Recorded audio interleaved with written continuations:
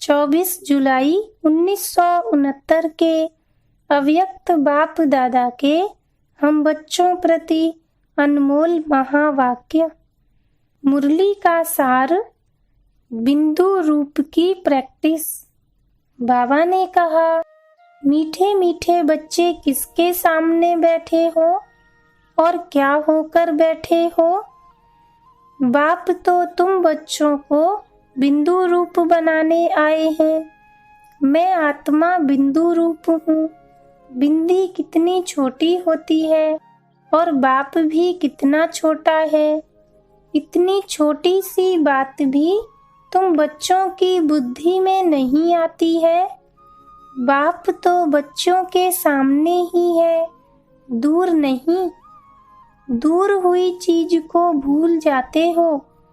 जो चीज सामने ही रहती है उस चीज को भूलना, यह तुम बच्चों को तो शोभा नहीं देता है। बच्चे अगर बिंदी को ही भूल जाएंगे तो बोलो किस आधार पर चलेंगे? आत्मा के ही तो आधार से शरीर भी चलता है। मैं आत्मा हूँ, यह नशा होना चाहिए कि मैं बिंदु की ही संतान हूँ। संतान कहने से ही स्नेह में आ जाएंगे। तो आज तुम बच्चों को बिंदु रूप में स्थित होने की प्रैक्टिस कराएं। मैं आत्मा हूँ, इसमें तो भूलने की ही आवश्यकता नहीं रहती। जैसे मुझ बाप को भूलने की जरूरत पड़ती है। हाँ, परिचय देने के लिए तो जरूर बोलना पड़ता है कि मेरा नाम, रूप, गुण, कर्तव्य क्या है और मैं फिर कब आता हूँ, किस तन में आता हूँ। तुम बच्चों को ही अपना परिचय देता हूँ, तो क्या बाप अपने परिचय को भूल जाते हैं? बच्चे उस स्थिति में 1 सेकंड भी नहीं रह सकते हैं। तो क्या अपने नाम, रूप, देश को भी भूल जाते हैं? यह पहली बात है जो कि तुम सभी को बताते हो कि मैं आत्मा हूँ, न कि शरीर। जब आत्मा होकर बिठाते हो तभी उनको फिर शरीर भी भूलता है। अगर आत्मा होकर नहीं बिठाते तो क्या फिर देह सहित देह के सभी संबंध भूल जाते?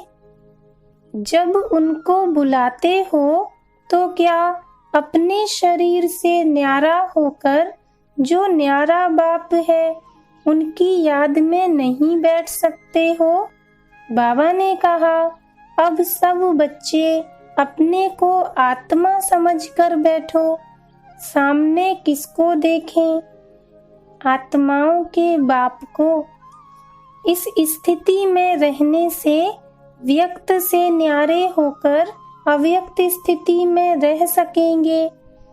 मैं आत्मा बिंदु रूप हूँ, क्या यह याद नहीं आता है? बिंदु रूप होकर बैठना नहीं आता? ऐसे ही अभ्यास को बढ़ाते जाओगे तो 1 सेकंड तो क्या, कितने ही घंटे इसी अवस्था में स्थित होकर इस अवस्था का रस ले सकते हो। इसी अवस्था में स्थित रहने से फिर बोलने की जरूरत ही नहीं रहेगी। बिंदु होकर बैठना कोई जड़ अवस्था नहीं है।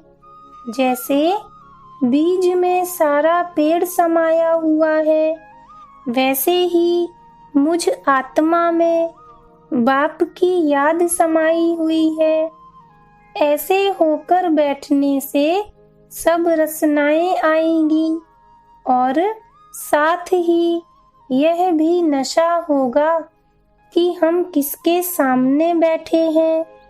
बाप हमको ही अपने साथ कहाँ ले जा रहे हैं। बाप तुम बच्चों को अकेला नहीं छोड़ता है। जो बाप का और तुम बच्चों का घर है, वहाँ पर साथ में ही लेकर जाएंगे। सब इकट्ठा चलने ही हैं। आत्मा समझकर फिर शरीर में आकर कर्म भी करना है, परंतु कर्म करते हुए भी न्यारा और प्यारा होकर रहना है। बाप भी तुम बच्चों को देखते हैं, देखते हुए भी तो बाप न्यारा और प्यारा है ना। अच्छा, ओम शांति।